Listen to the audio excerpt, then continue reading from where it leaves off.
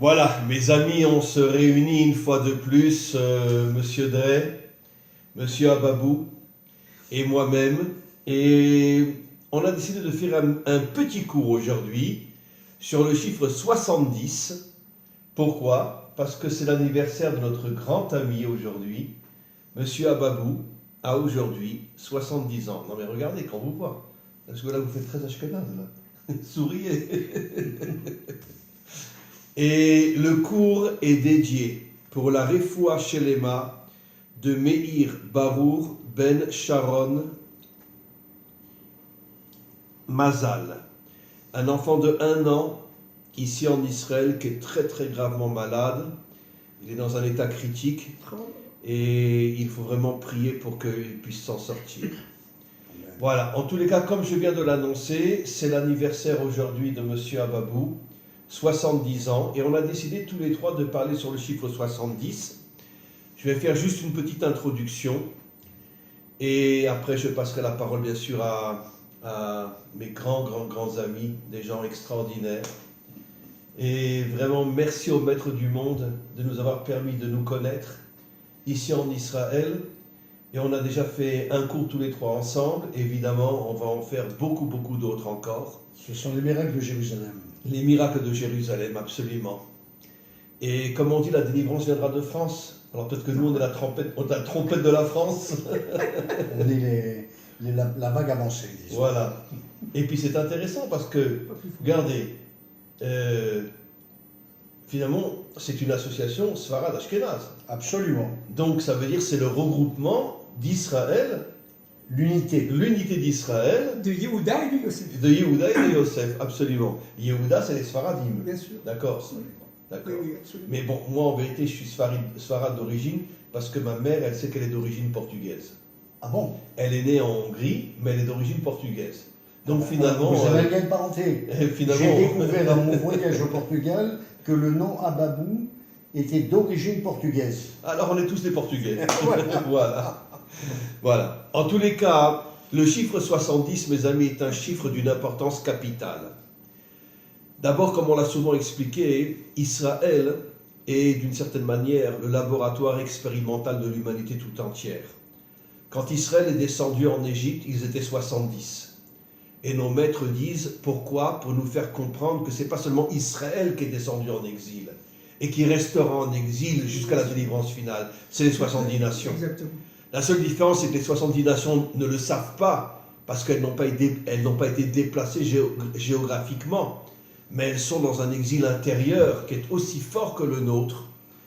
Et malheureusement, évidemment, tous les dirigeants du monde entier qui sont complètement corrompus font tout pour persuader les peuples qu'ils ne sont pas en exil, mais en vérité, les peuples ont perdu, les 70 peuples ont perdu leur identité, ont perdu leur connexion authentique avec le Maître du monde, et nous sommes tous en exil.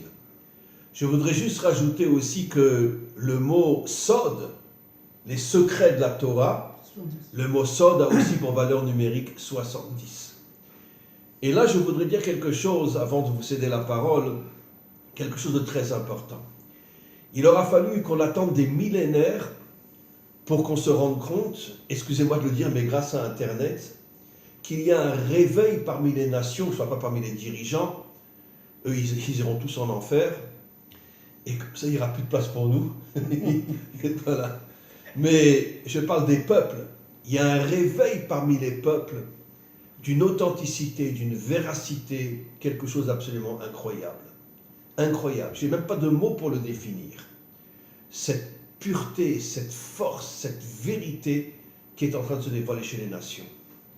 Et comme par hasard, le mot sod, secret, a la même valeur numérique que le mot 70, qui correspond aux 70 nations. C'est comme si le Maître du monde était en train de nous faire comprendre que pendant des millénaires, le secret n'était pas uniquement à l'intérieur d'Israël et dans la Torah d'Israël, il était aussi au milieu des nations.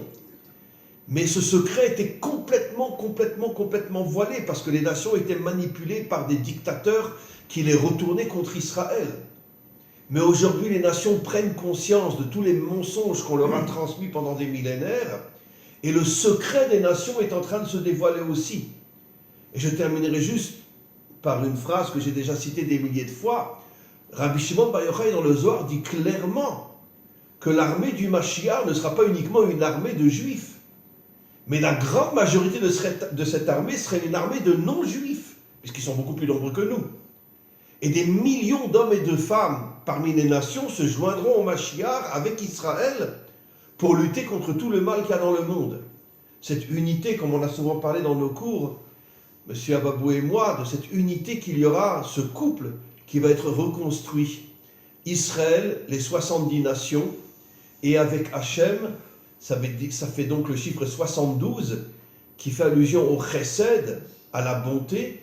Et qu'est-ce que dit le verset? Olam chesed yibane, on reconstruira le monde avec le chesed, 70 nations, Israël et Dieu, 72. C'est ça.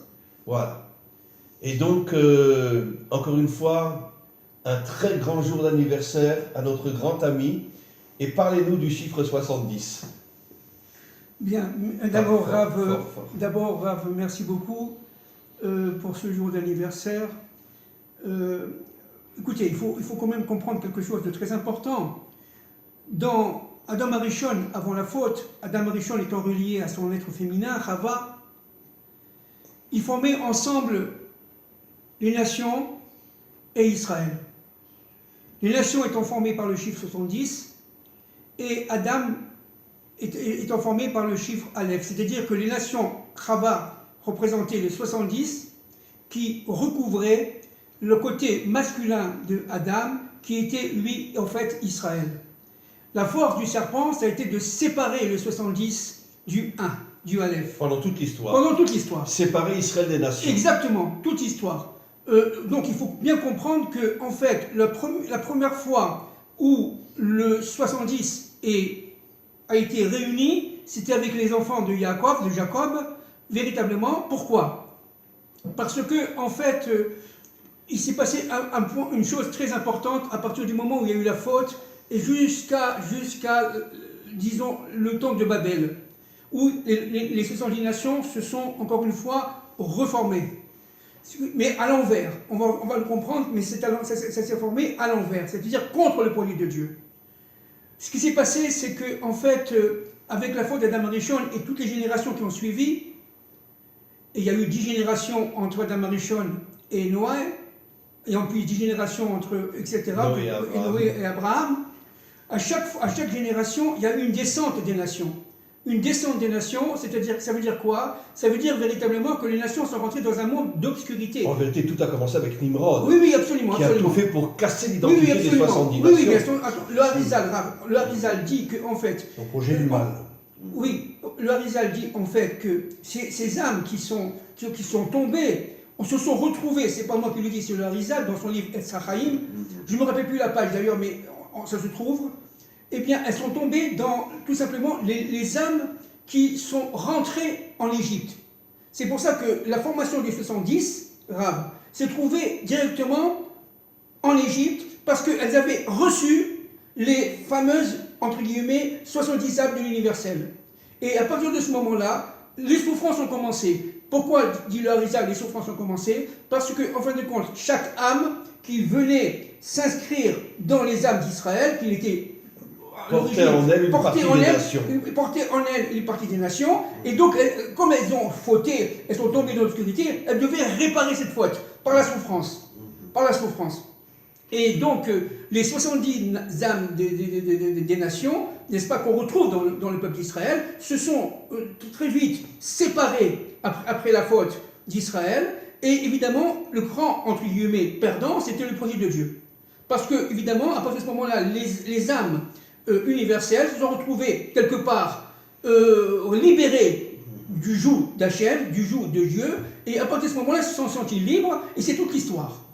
Toute la dynamique de l'histoire, qu'est-ce que c'est? Vous le savez, Louis, qu'est-ce que c'est? C'est facile. C'est tout simplement le fait de retrouver le couple, l'unité entre Israël et les nations. La connexion. La connexion entre D'ailleurs, les tout de suite après la faute, Adam et Ève se sont séparés pendant 130 ans, voilà, qui est le symbole de l'exil. Exactement. Jusqu'à la naissance de Moshe, ils étaient 130 ans en Égypte. Exactement. Et donc, ce qui veut dire que la séparation entre Adam et Ève, c'est la séparation entre Israël et les nations. C'est exactement ça. Qui ne sera reconstruite qu'au moment de la délivrance finale. Exactement. Alors, donc, ce qu'il faut comprendre aussi d'une manière extrêmement importante, c'est que s'il y a eu une sortie d'Égypte d'Israël, des Hébreux, il y aura une sortie d'Égypte de l'humanité. Pourquoi? Parce que sans sortie d'Égypte de l'humanité, il ne peut pas y avoir de reformation de ce couple Adam-Ève.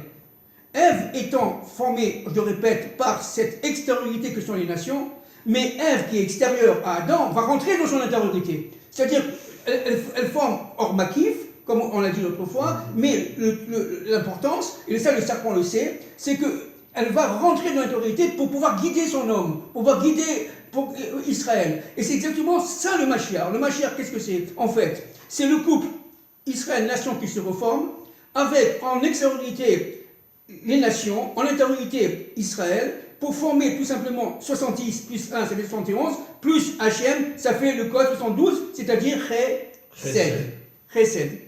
Maintenant, le roi David, pour finir, parce que c'est très long, le roi David, lui, il a vécu 70 ans. Il a vécu 70 ans, et vous savez très bien, Rav, Louis aussi le sait très bien, qu'en fait, il aurait dû vivre d'abord quelques semaines, après 40 ans, et c'est Adam Arishon qui lui a donné les 30 ans qui manquaient. 40 plus 30, ça fait 70. Maintenant, pourquoi Adam Arishon lui a donné ces 30 ans? Parce que le roi David avait absolument le sentiment qu'il lui manquait ce temps-là pour pouvoir finir sa mission royale. Et le Mashiach, qui, évidemment, à partir de ce code, parce que la Hanaj c'est un code avant tout, ce sont des chiffres, à partir de ce code-là, va prendre le relais du roi David et va continuer la mission du roi David. C'est pour ça qu'on dit Mashiach ben David. David, c'était un roi de 40 ans, ça veut dire 40 ans du désert, qui devait traverser, plus 30 ans. Il a régné 40 ans. Il a commencé à régner à l'âge de 30 ans. Exactement. Il a gagné 40, exactement. Il a commencé à régner à l'âge de 30 ans. Donc 70. Et le Mashiach ben David va continuer ce code 70 pour amener l'humanité à son propre, si vous voulez, 70. Ça veut dire à sa propre libération. Et maintenant, Nimrod, sachant cela, évidemment, a tout fait pour faire capoter ce qui se passe aujourd'hui. C'est exactement ce qui se passe aujourd'hui. C'est le temps de Nimrod, d'où le but, c'est de faire capoter cette réunion entre le 70 et le 1, et le Aleph. Je voudrais juste rajouter avant de passer la parole à évidemment, notre grand ami M. Drey, que la femme a été construite, bon c'est des codes, à partir du Tsela, de la côte de Adam. Tsela, Gematria Ketz, oui. Délivrance finale. Or, si on dit que les nations représentent la féminité, on comprend que d'une certaine manière, pour confirmer ce que vous dites, que les nations, puisque Tsela c'est Ketz, qui veut dire la délivrance, que les nations auront un rôle primordial dans la délivrance du monde. Exactement. Et j'irais même jusqu'à dire, et on le voit malheureusement aujourd'hui, qu'il y a un réveil chez les nations absolument incroyable, et que c'est cette prise de conscience des nations, quand elles vont se rendre compte combien on leur a menti pendant des millénaires, il va y avoir une révolte inimaginable parmi les nations, et c'est elles qui vont pousser Israël à amener la délivrance finale, mais tout grâce aux nations. Oui. C'est le ventre du Mashiach. Absolument. C'est le ventre du Mashiach. Absolument. C'est ça. D'ailleurs, comme on avait terminé notre dernier cours ensemble, c'est que si, c'est ce que j'avais dit, si les nations avaient eu conscience de la perte avec la destruction de notre temple, elles auraient accouru pour le reconstruire. Parce que, effectivement, c'était l'élément, Israël étant porteur d'un projet, l'élément de connexion avec Akadosh Baruch Hu, avec les sphères supérieures, et la connexion avec la présence permanente au temple de Jérusalem de la Shekhina. Donc, en fin de compte, on a cheminé pendant 2000 ans en exil, mais en exil, c'est les nations qui étaient en exil également, en exil de Shekhina. Et par rapport à ce que disait mon ami, Moshe, Fabien, en fin de compte, aujourd'hui, on peut, avec le recul de l'histoire, comprendre qu'il y a une passerelle, une connexion entre cette période de l'histoire d'un projet nimrodien qui n'a pas abouti, bien qu'il est en train de recommencer aujourd'hui, et qui est en train de reprendre sous d'autres formes la même direction, qui est d'ailleurs très avancée. Pour les gens, on parlait des combattants, moi je suis resté avec le terme éveillé. Pour les gens qui l'ont compris, on est aujourd'hui à la croisée des chemins. Nous sommes, pour une expression encore beaucoup plus crue, le dos au mur. Nous ne pouvons pas nous permettre de patienter longtemps. Les mécanismes qui ont échappé au peuple et qui ont été mis en place conduisent à une vitesse aujourd'hui très accélérée à l'esclavagisme des nations, avec une chose qui est très importante, pratiquement une impossibilité de faire machine arrière si le projet aboutit à son terme. Le projet aboutissant à son terme, c'est quoi? Le projet aboutissant à son terme, c'est rendre orphelin l'humanité de la transcendance. Exactement. C'est-à-dire le projet nimrodien, chasser Dieu de l'histoire. Alors, on avait parlé dernièrement des sphères qui dirigeaient en sous-main ce qu'on appelle l'état profond, qui est l'inspirateur même de l'état profond. Parce que l'état profond, c'est le bras, il y a les inspirateurs. Et les inspirateurs ont comme objectif final une guerre sans merci, dont parlaient les Esséniens, à la fin des temps du combat des fils de la lumière contre les fils des ténèbres. Alors, le problème, c'est qu'il fallait identifier à quoi se référaient ces propos. Et ces propos, c'est que nous avons des sphères qui veulent détruire le plan divin pour installer un soi-disant Dieu, un Dieu de l'ombre, qui s'appelle Lucifer, mais qui, en fin de compte, permet aux hommes de diriger leur propre histoire. Bien sûr. C'est ça. Et donc, c'est impossible à réaliser. L'humanité retournerait à son plan initial, Tohu Vebohu. Maintenant, comme c'est une réunion ce soir un peu particulière, c'est l'anniversaire de mon ami Moshe, qui fait 70, et qu'on a fait référence à ce chiffre 70, on va passer par mes propos d'un macrocosme à un microcosme. En quoi? En quoi c'est que nous nous fréquentons avec toujours le même plaisir pour analyser les choses, d'essayer de trouver des réponses.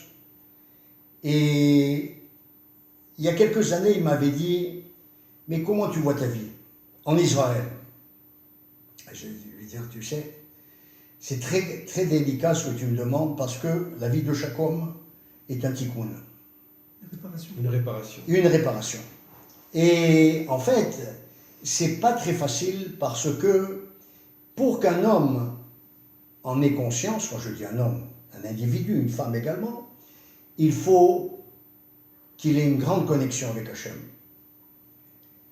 À partir du moment où il y a cette connexion, c'est la première étape. Il faut franchir la deuxième. Avoir le sentiment qu'on est venu à titre individuel pour une mission. Cette mission, c'est la réparation. Mais quelle est la réparation? C'est ça le problème. Ça, c'est la volonté de chacun de poursuivre une route pour découvrir le sens de son existence. Et en ce qui me concerne, je lui avais dit, il peut le témoigner, je lui ai dit, tu sais, en ce qui me concerne, je pense qu'il faut que je répare le haïn. Il y a 20 ans. Il m'a dit, mais comment? J'ai dit, j'ai pris conscience que quand je suis arrivé à Ben Gurion et qu'on m'a remis ma Théoudat de nouvelle immigrante, Théoudat au lait, il y a eu une erreur qui a été faite. Au départ, je n'avais pas la réflexion pour aboutir à cette conclusion. Mais aujourd'hui, j'en suis persuadé. On m'a supprimé le haïn de mon nom. Je veux retrouver le haïn. Il m'a dit, mais, c'est-à-dire, tu veux retrouver le 70. Tu veux retrouver le 70. J'ai dit oui. Je pense que c'est une partie de mon tikkun et c'est complètement lié à mon chemin en Eretz Israël. Aujourd'hui, je l'ai fait. Mon nom a été rétabli tel qu'il était. Le haïn. Le haïn, pourquoi? parce qu'en préfiguration du Haïn de l'histoire. Et aujourd'hui, dans ce Haïn, on sait très bien que quand on parle de Haïn, on parle aussi de la vue, et Israël est dans l'obscurité. Je parle bien sûr au niveau spirituel, et je parle du klal. Je parle pas, il y a des élites également spirituelles en Israël, mais je parle du klal, ceux dont La majorité. la majorité des gens pensent qu'on est évidemment dans toutes les époques. Un pays comme les autres. Un pays comme les autres. Alors, mais le Rav Dinovich vient de faire une aparté qui est très très juste, dans la mesure où c'est une confrontation de deux projets qui étaient là dans le sionisme politique, faire d'Israël les nations, ou aller dans le sens de notre histoire, c'est-à-dire accomplir la volonté de Dieu de ce plan d'histoire, c'est-à-dire d'être une lumière pour les nations. Est-ce que je peux intervenir, Louis? Oui. Écoutez, effectivement, il y a eu deux plans, deux révolutions. Un premier plan qui est lié directement à l'industrialisation du monde, la modernité, le capitalisme tel qu'on l'a connu depuis, si vous voulez, les 200 dernières années. Ce capitalisme-là représente l'extériorité. L'extériorité, il est particulièrement le fait des nations. Particulièrement le fait des nations, même si évidemment les Juifs ont participé, chacun dans son pays, mais c'est le fait des nations. C'est-à-dire qu'en fin de compte, Chava, Ève, la femme d'Adam, devait passer absolument par toute une série de maturations de l'histoire et de civilisation, de manière qu'au niveau de son extériorité, elle passe par le socialisme, le capitalisme, etc., l'industrialisme, de manière à se recoller à Israël, qui lui aussi est passé par le socialisme, le communisme, bon, je dis ça en vrac, et l'ultracapitalisme, en arrivant à aujourd'hui. Pourquoi tout cela? Parce que dans la pédagogie de l'histoire, il y avait, en fin de compte, excusez-moi de le dire, deux messies. Un messie Ben Esav, extériorité, venant de Ésaü, l'extériorité des nations, et un messie Ben David, qui était l'intériorité des nations. Il fallait réunir Jacob à Esav. La matérialité à la spiritualité. La matérialité à la spiritualité. Le monde d'en bas au monde d'en haut. Le monde d'en haut, le monde d'en bas. Et c'est ça qu'on est en train c'est ça l'enjeu, si vous voulez, de toute l'histoire. Réunir l'intériorité avec son extériorité. Ça veut dire reconstituer... La reconstruction du couple. Du couple et du vave de l'histoire. Du vave de l'histoire. Et dans la succession, justement, de ces phases de l'histoire dont tu as parlé, et de toutes ces révolutions qui ont eu lieu, la plus proche de nous dans le monde contemporain, c'est le dernier empire de l'histoire, l'empire américain, qui, en fin de compte, n'a été qu'un empire d'inspiration matérialiste, et qui, en fin de compte, il y en a un mot hébreu, c'est un jeu de mots, l'Amérique, en hébreu, Amrek. Et il y a tout Amrek, au niveau. Alors quand je dis Amrek, ça il faut traduire. Ça c'est bien entendu sur quel plan se place. Sur le plan de la matérialité, on est arrivé à une satisfaction et une saturation même des besoins de l'individu aux dépens de ceux dont il a besoin de se nourrir son âme comme son esprit avec une certaine spiritualité. On a écarté Dieu du projet.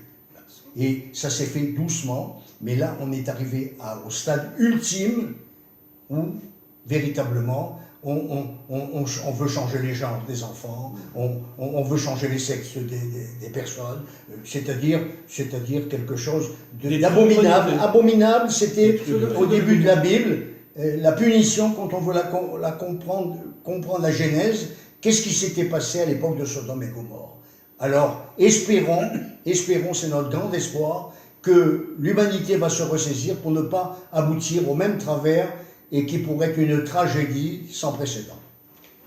Je voudrais rajouter et conclure, on conclura tous les trois ensemble, chacun dira son mot de la fin, que aussi le chiffre 70 fait allusion à la Malchoute. Exact. Parce que la Malchoute est la 7e sphira par rapport aux 7 jours de la création. Et comme on le sait, la Malchoute contient les 10 sphirotes. Et 7 fois 10, ça fait 70. Mais ça nous fait aussi comprendre que la Malchoute ne se reconstruira qu'avec l'union entre les nations et Israël, les 70 nations. Et qu'est-ce que c'est la Malchoute finalement? Comme il est dit au moment de la délivrance finale, en ce jour Dieu sera roi sur toute la terre. Ce qui veut dire que le projet de dévoiler Dieu comme roi de ce monde n'est pas uniquement un projet qui concerne Israël, mais est un projet qui concerne l'humanité tout entière. Et dans l'humanité tout entière, il y aura ce réveil au moment de la délivrance, et surtout quand le Mashiach va se dévoiler, il va y avoir une prise de conscience que des millions d'hommes et de femmes partout dans le monde vont vouloir agir pour dévoiler la Malchoute, la royauté d'Hachem dans ce monde. Et donc c'est ça, encore une fois, le chiffre 70. Et je voudrais juste conclure avant de vous passer la parole. Pourquoi justement, comme je l'ai dit tout à l'heure, maintenant je vais rajouter le mot sod, les secrets de la Torah, le mot sod à valeur numérique 70, parce que justement, où se trouvent véritablement les secrets de la Torah? Dans le dévoilement de la Malchoute. Exactement. C'est seulement lorsque on arrivera à dévoiler Hachem comme roi de ce monde qu'à ce moment-là, on atteindra ce qu'on appelle la Torah de la délivrance, qui sont les vrais secrets de la Torah. Pour l'instant, personne n'a les vrais secrets de la Torah. Même si on étudie le Zohar, on étudie le Hari HaKadosh, etc., les gens, on pourrait dire, se bercent d'illusions en croyant qu'ils sont de grands maîtres des secrets de la Torah. Mais en vérité, les secrets, les vrais secrets de la Torah sont cachés dans le dévoilement de la Malchoute. Exactement. Et tant que nous n'agissons pas pour dévoiler Hachem comme roi, nous vivons dans une illusion totale de croire que nous connaissons les secrets de la Torah. Nous ne connaissons rien. Les secrets de la Torah se dévoileront avec le Mashiach, qui reconstruira la Malchoute d'Hachem, et là, il dévoilera les vrais secrets de la Torah à l'humanité tout entière. Exactement. Voilà. Bien, moi je voudrais, à titre de conclusion rapide, extrêmement synthétique, parler des 4 coupes de vin et notamment de la 5e coupe à Pessah. Vous savez que la gamatria de Yahin c'est 70 et le vin est lié directement à la Bina, c'est-à-dire véritablement à la 8e d'Argan, 8e niveau au-dessus de ce monde. C'est-à-dire qu'en fin de compte, pourquoi nous appelons... C'est pour ça que le vin nous donne l'impression de nous envoler un petit peu aussi. Voilà. Alors, ce qui est très important, c'est qu'on parle souvent de la 5e coupe des lions à la vie. Après les 4 coupes à Pessah, le soir du Seder, n'est-ce pas? On parle de la 5e coupe. Pourquoi la 5e coupe? Maintenant, on comprend. La 5e coupe, ça veut dire c'est le chiffre, la lettre E, pardon, de Gematria de valeur numérique 5.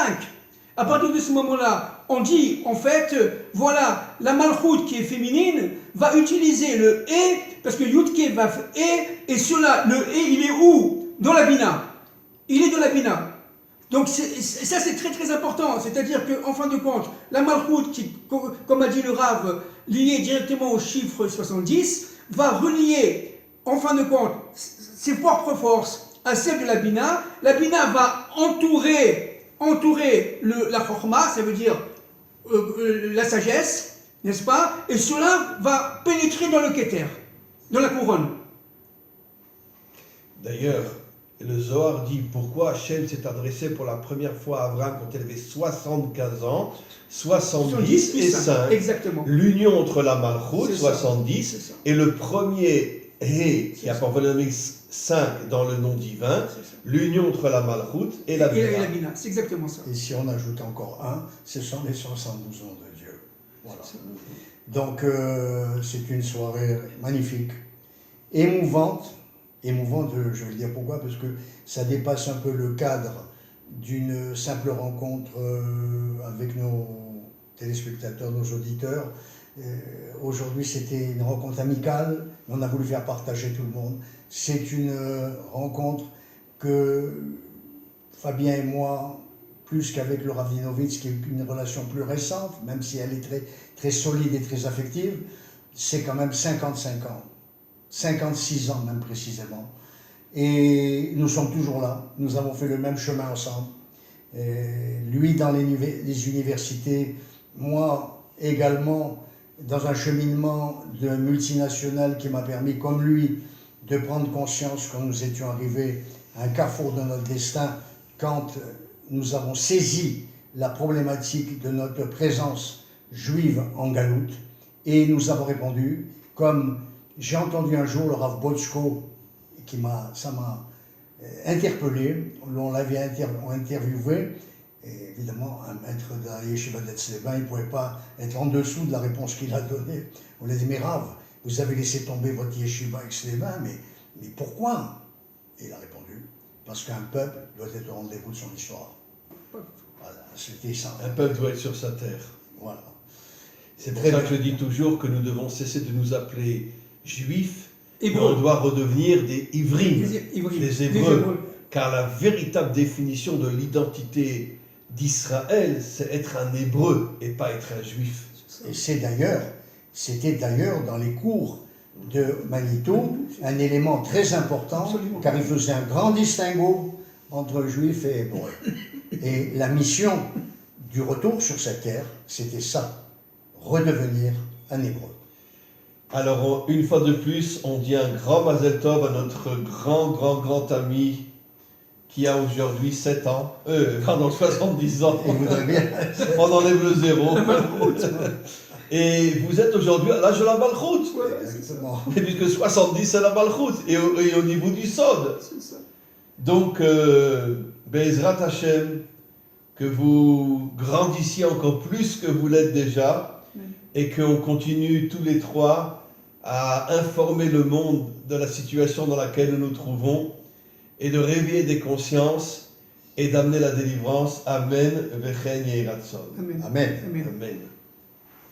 Amen.